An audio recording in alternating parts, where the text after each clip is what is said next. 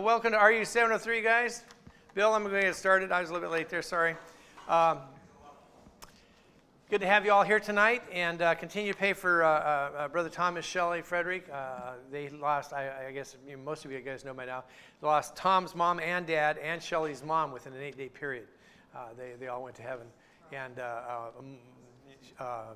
Brother Tom's mom and dad were kind of pretty unexpected, really. I mean, the COVID, and dad had some issues and stuff, and it was all this stuff.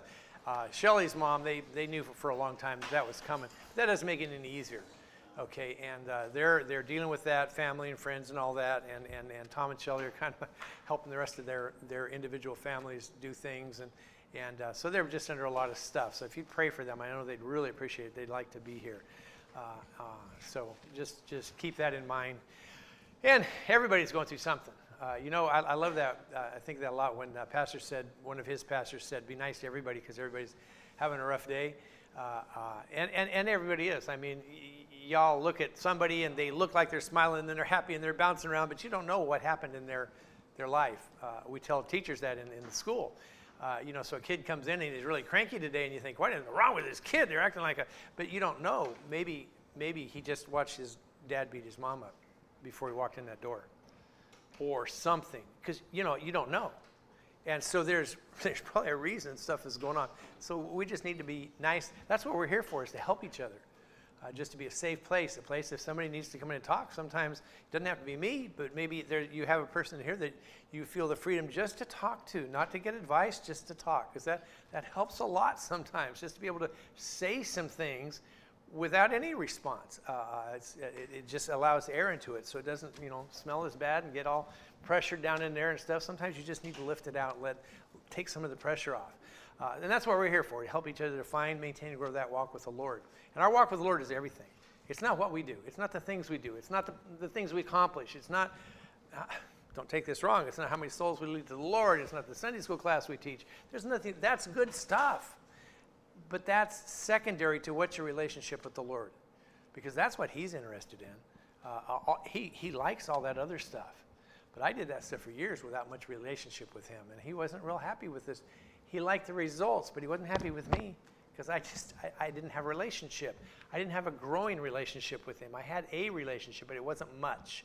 We kind of said, hey, how's it going? How you doing? So I know you, and we have a relationship, but you're not my close friend. No offense, but we just haven't built it there yet. I have a pretty close friendship with Rich because we've known each other for a long time, and we've interacted and we've talked, and we've kind of opened ourselves up to each other and said, and there's a relationship there. And so that's what we want to have with God. And that's when it takes work. We need to build it, okay? And that's what we're here to help each other do. Just to do that, because as we do that, when we commit our works to the Lord, when we commit ourselves to the Lord, he's the one that establishes, he's the one that fixes our thoughts, get them going where we need to go. And that is what RU is all about. That will take care of the problems in your life, because as we focus on him, he takes care of the problems. He may tell me what I need to do, but it's still coming from him. Or he may just literally kind of remove it piece at a time. He does that sometimes too. But our job is to stay with him. When we're there, that's where things work. If we're trying to do this stuff, things aren't working. Our only priority really is the Lord.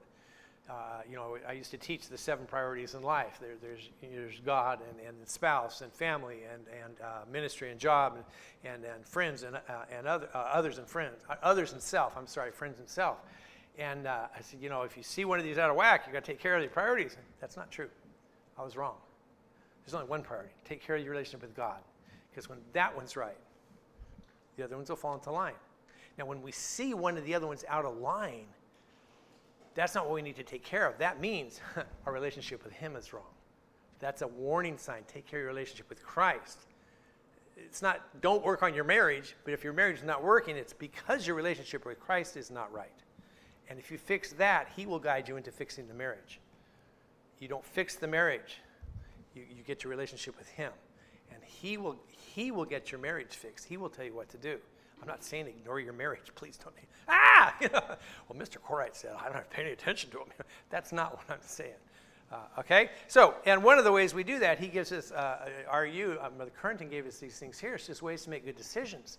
And making good decisions, consequences come from decisions. Good consequences, good decisions, good consequences, bad decisions, bad consequences. So if we can make good decisions or gooder decisions, we'll have gooder consequences. Like that, gooder? Okay. I always try to get Mrs. Ammon to come because she's like our English teacher, and I like to say things like that. So let's just go over these 10 principles here. Number 1, if God's against it, so am I. Number 2, every sin has its origin in our heart.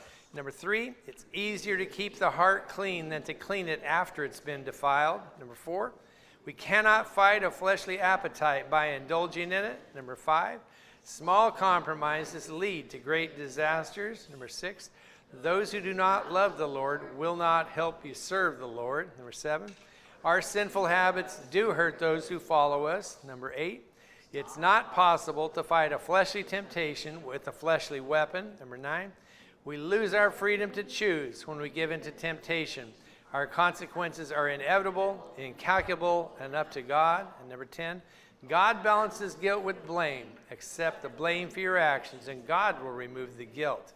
And then we're going over Psalms 1, and Psalms 1 is just an excellent place to practice, to learn, to meditate on God's Word. Just when we meditate on God's Word, when we run it through our mind, when we think about it, break it down, analyze it, put it back together, the word I like to use is to mull it over. That's kind of an archaic term. I don't think they say that much anymore. But just when you mull wine, you heat it up just below boiling and let it sit there for a while, and some of the alcohol and some of the bite goes out of it, and that's what they used to do back in England and all the older. They used to mull it. That's what we need to do, is just kind of warm it up and let it run through our mind. The cool part is when we do that, the Holy Spirit, that's His Word, and as we're thinking about His words, He's going to be speaking to us. He will bring something to our mind. He will talk to us. That's why it's so important that we learn to meditate on His Word, because that's when He talks to us. And if you're hearing His voice, I do know some good psychiatrists. I'm just saying, but because it doesn't work like that, okay? But it is a true voice. I'm here to tell you. The meditation you gave me this morning, if you read it, is so far outside of my normal behavior and thought pattern that I was just kind of like listening as I wrote it down, going, wow, wow, what's next? Because it really was Him. It is not something I would have ever come up with on my own, and that is how He works. That is how He works. All right, so here we go. Blessed is the man that walketh not in the counsel of the ungodly, nor standeth in the way of sinners, nor sitteth in the seat of the scornful. But his delight is in the law of the Lord, and in His law doth he meditate day and night. And he shall be like a tree planted by the rivers of water, that bringeth forth his fruit in his season. His leaf also shall not wither, and whatsoever he doeth shall prosper. The ungodly are not so, but are like the chaff which the wind driveth away. Therefore the ungodly shall not stand in the judgment, nor sinners in the congregation of the righteous. For the Lord knoweth the way of the righteous, but the way of the ungodly shall perish. I'm pretty sure when I finish up the 10 principles, if I can go this backwards, I'm gonna teach through Psalms 1. I haven't done that for a long, long time. And every time I read through it, all this stuff comes to my mind, and I can't stop and say it because we'll never get anywhere. But I'm pretty sure that that's what I'm going to do next. So let's see. Yep, that's where we're at. There you go. Tell me if it just like make the high. If it disappears again, I don't know what that was last week. Must not like what I was saying. But principle number 7: our sinful habits do hurt those who follow us. Our sinful habits do hurt those who follow us. I've heard a lot of people say, "Well, it really doesn't matter what I do. Nobody knows me. Nobody pays attention to me. I don't have any influence on anybody." I almost don't care who you are. That's just not a true statement. There's somebody you're always influencing. Something my preacher said back in years ago out in California, and this is really bad English, but it's a really good statement. He says, "You never not influence. You never not influence. You are always influencing." I don't care whether it's at work, at home, even You know, when you go into the grocery store, I went in and bought a sandwich at Publix. They're sub sandwiches. They're better than Subway. I don't know. They're good. But so I stand there and I don't just. The lady's building my sandwich, and I talk to her. I make comments. I joke with her. I get her to smile. My goal is to get her to smile, or him if it's the case, because I want her to have a good day. And then I leave them a track. They're going to take it. And so just that short amount of time spent, and I'm not like she's working. I'm standing there waiting, but I'm interacting and I'm influencing. Because when I left, I'd like to believe she was doing better than she was when I walked in there. Not that she was doing poorly when I walked in there. You understand? But my wife is so amazing. We used to fly a little bit commercially, and we'd go into the airport, the terminal like that, and we'd be waiting for our flight. So we'd go find a Starbucks because if you know my wife, that's it's a magnet. But her goal, the people that work in airports, they don't care if they're nice to you. It makes no difference. Because you ain't coming back. They're not trying to get repeat business. You get that, right? They can be as rude as they want to be, and it makes no difference to their job. Because it's not like the Starbucks down here by Lowe's. We go in there all the time. I put it in order, and they say, oh, is that for Sarah? Because they have that relationship. Because we go in there a lot. You understand? So if they mess up, I ain't going back. But at the airport, it's like, I only hear, 4 times in my lifetime anyway. But so her goal is to go to those places and get that person to laugh, to smile. And she works hard at it. If y'all know my wife, she's good at it too. And I've never seen her fail. It's just amazing. And they don't want to be happy, but she does it because she influences them, okay? So kind of the question is, what are you passing on? Proverbs 20 verse 7 says, the just man walketh in his integrity. His children are blessed after him. That makes a great study, right? That thing about integrity. But when we walk in integrity, our children are blessed after us because of what we did. Deuteronomy 5:9. Thou shalt not bow down thyself unto them, nor serve them, the heathen, okay, and the wicked gods. For I, the Lord, thy God, am a jealous God, visiting iniquity of the fathers upon the children unto the 3rd and 4th generation. What I do makes a big difference to my kids. That was a big thing for me and still is. But when I was raising my sons, I had to stop and think a lot. Is this how I want them to act? Is this what I want them to do? Is this a behavior I want to pass on to them? Because I am, whether I want to or not, whether they want to or not. That's just kind of the way it works a lot. And so what we do matters. And it's a lie from the devil when he tells you that you don't affect those around you, because you do. Okay, and the things we say and do, they affect everyone around us, and most importantly, they affect those that close to us.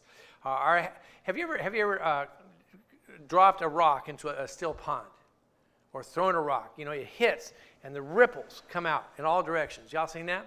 Now, the first ripples are big, and as they get further out, they get smaller, but they have a wider influence, a wider spread. Is that right? So that's how we are. So when Sunny talks, has actions, she interacts, the people that are close to her are the ones she influences the most. And then the people that are a little bit further away, she influences, but less and less and less, but it spreads out. And the people that are close to her, she influences them, and they in turn, because of that influence, good or bad, they influence those close to them. And that influence, good or bad, influences people close to them. So what you do spreads a lot. Watch this. If you just influence one person in your entire life, and that is not true ever, but if you did, that one person might be that one person that influences millions. The guy that led, I'm going to lose his name here, Moody to the Lord, who was just a Sunday school teacher. He wasn't anything. He just taught a Sunday school class. And he wasn't necessarily super good at it, but he was faithful to the Lord and witnessed to people. And he influenced Moody. Now, nobody's heard of him. But Moody led hundreds and hundreds of thousands of people to the Lord throughout the world. And preachers that did, and preachers that did, and preachers that did. And that one man was responsible for that. Because if he hadn't influenced Moody, maybe Moody wouldn't have done what he did do. So we do affect. Okay, I look at myself and I see a lot of things that my father did coming out of me, for good and for bad, both. I look at my sons and I see the things that I do, that they do, both good and bad. And I give you a little illustration from the Bible here. In the Old Testament, there's a name Manasseh, a king named Manasseh. He's the son of one of my, not favorite, but one of the more interesting characters, and I like to use him a lot, Hezekiah. King Hezekiah, I use that a lot because when I don't know where a verse is or I want to quote something that's really not from the Bible, I say it's in the book of Hezekiah. And people are just like looking for a long time because it's not there, but it sounds like it should be a book in the Bible. I even did that, our Single Vision conference where the guys are all here to supposedly know what they're doing. I posted a quote from Hezekiah on the wall and behind where I serve coffee and stuff. And so I would watch in the mornings and they'd look at that, and then they'd walk off and they'd go like this. You'd think, they're raised in church, they would know better. But anyway, so Hezekiah. Hezekiah was mostly a good king. He served the Lord. He's the one that he was dying. And Isaiah, I think it was Isaiah, came in and said, God has told me to tell you, get your stuff in order, you're going to die. You're dying. And Hezekiah didn't say anything to Isaiah. He just turned over against the wall and said, God, please, I need to live. I'm not done. I got things I need to do. I got to help my people. And God said, okay, I'll give 15 more years. And he must have been a pretty good guy. I mean, that's a good prayer. But during that last stretch of his life, he got kind of full of himself. And he did some pretty bad things. And he walked away from the Lord. And at the very, very end, he did better. But that short stretch of life, in the short time of his life, he didn't do well at all. So his son Manasseh made a bad choice. He chose to follow that last part of his life. It says here, 2 Chronicles 32:33, and Hezekiah slept with his fathers, and they buried him in the chiefest sepulchres of David. And all Judea and the inhabitants of Jerusalem did him honor at his death, and his Manasseh, his son, reigned in his stead. Now, before that, Manasseh was co-ruler with Hezekiah for 11 years, like the last 11 years of his life when he was not doing very well. And then he ruled, Manasseh did, for another 44 years by himself. So he had really, Hezekiah's a good guy. When he was being raised, he was trained right.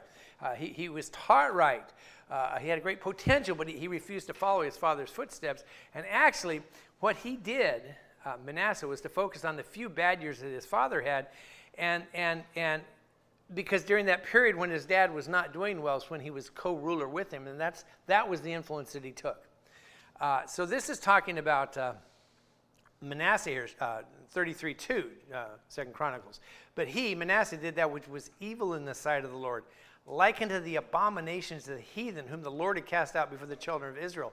Not only did he do abominations to the heathen, he did more to undermine Judah's moral and spiritual well-being than any king before him or after him. He was bad. I mean, he actively did as bad as he could do. 33 verse 9 says, so Manasseh made Judah and the inhabitants of Jerusalem to err and to do worse than the heathen, the people that don't even believe God, whom the Lord had destroyed before the children of Israel. And then in 2 Kings 21:16, different book, but same story. Moreover, Manasseh shed innocent blood very much, till he had filled Jerusalem from one end to the other. I think that's metaphorically. Besides his sin, where he made Judah to sin in doing that which was evil in the sight. He's a bad guy. Manasseh was the king who had the prophet Isaiah killed. I mean, Isaiah, the prophet. And he's like, kill that man. He's like, I wouldn't want to be known as that. Somehow that's not a good thing to carry around as a reputation. But because of the sin of Manasseh and Israel, God brought judgment on the nation.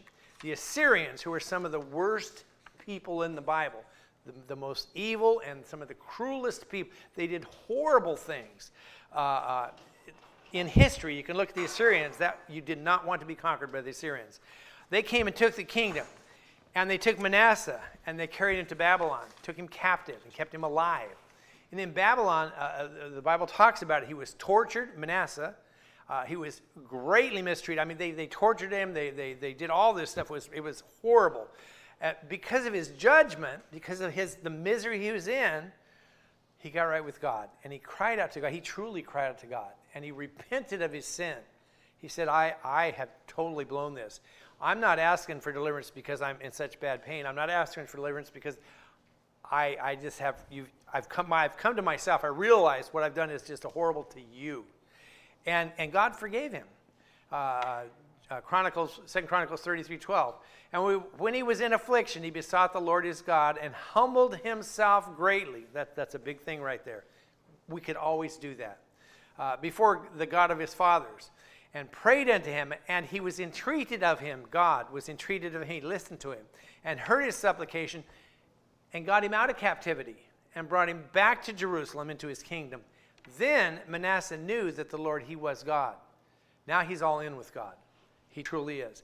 And Manasseh spent the last years of his reign trying with everything in him to undo the things he'd done. But he found that the consequences are what?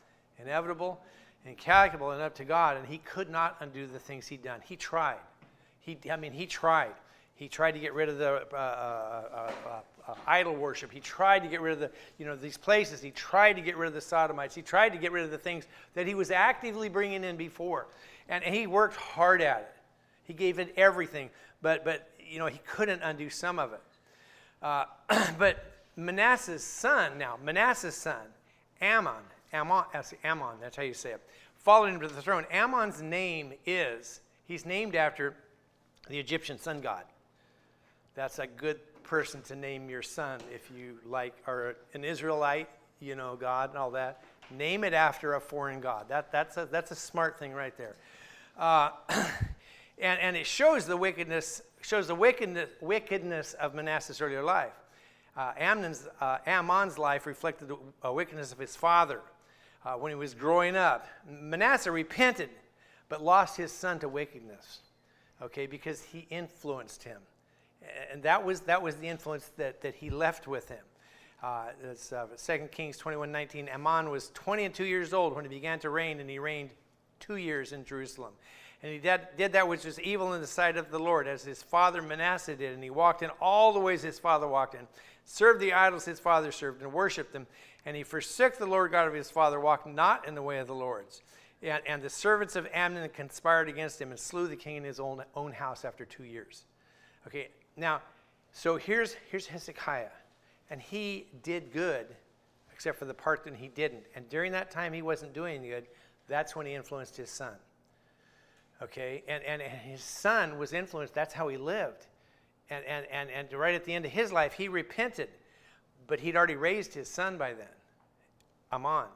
Ammon, whatever you say it. It was too late, and he couldn't undo the influence he'd put out there. So we got to ask ourselves, who are we influencing? Who's watching us? What is the influence we're putting out there? Because our sinful habits do hurt those who follow us. You never not influence. I can't undo the past, but like Manasseh, I'm going to try really, really hard to do good now. There's some things I've done that I can't take back. But watch this. I look at my kids, and I just have to praise the Lord that they picked up the good influence and not as much of the bad. So don't walk down that road thinking nobody I'm influencing nobody. That's just not true. There's always somebody watching you. Always. There's always somebody, old person your age, young person, child, that's looking at you saying, I want to be just like that Stephanie. She is so awesome. I mean, you might not even see it, but it's always there. And a lot of times you might not even know. But we're responsible for the influence that we put out there. God holds us responsible for that. Okay, it's going to be counted to us. So just keep that in your mind. Just be careful with it, because it's a thing. All right, sir. Yes. I got to praise real quick. Okay.